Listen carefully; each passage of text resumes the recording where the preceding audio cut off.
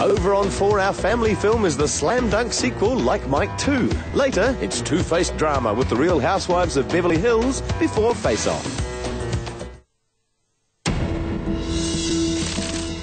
Tonight on 3 News, bad news for hopeful home buyers. The housing boom may just only be beginning.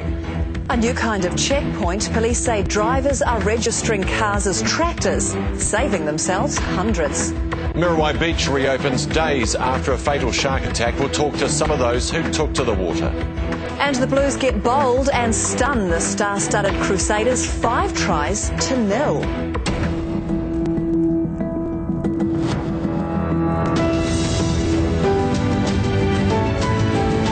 News with Carolyn Robinson and Hamish Clark. Kia ora, good evening. The BNZ's chief economist says the housing boom may just be getting started. Tony Alexander predicts prices will rise for another 3 years. Tony Field reports. If you want to see how the property market is heating up, look no further than the sold signs, or talk to the many people trying to buy their first home. We've been looking for a year and haven't found quite the right place yet. Maybe we're being too picky. But can they afford to wait? The BNZ's chief economist, Tony Alexander, believes prices will keep rising for another 3 years. The key reason, of course, is simple lack of supply, but also a lot of demand from investors out there. The Reserve Bank, I think, is going to keep interest rates low for quite some time. Auckland prices are 27% up from their low point in 2009. One frustrated house hunter that 3 News spoke to here in central Auckland says his rule of thumb is to add $100,000 to the capital valuation of any home he looks at. If it's been refurbished, add $200,000. Christchurch is up 23% from its low point, and Tony Alexander expects Wellington will catch up.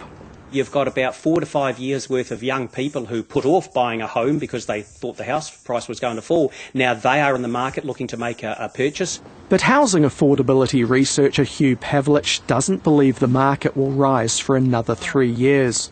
He says the government won't want house prices to become a major election issue, so it'll try to free up land and cut building costs. There's huge pressure now on the government to perform this year. It should have been onto these issues back in 2009. And what about all that talk of foreign buyers? A survey I've already done does indicate that the predominant foreign buyer is coming from the United Kingdom, maybe about 26% of foreign purchases, and then from China, maybe 24%, and then from Australia, maybe 21%. What he doesn't know yet is whether those buyers are looking for an investment property or a house to live in.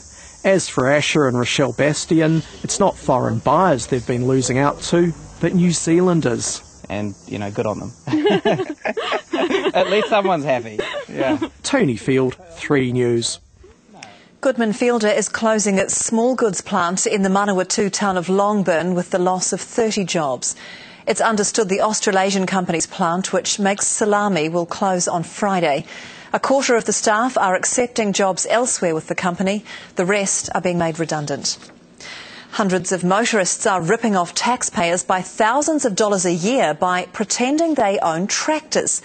But police fear the number of people who are dodging car registration fees could be far higher because it's so difficult to detect. Susie Nordquist was with police at a drag racing event near Hamilton last night where they were tackling the problem. The driver of this vehicle is barely inside the gate of the Meremere event when he is pulled over by police.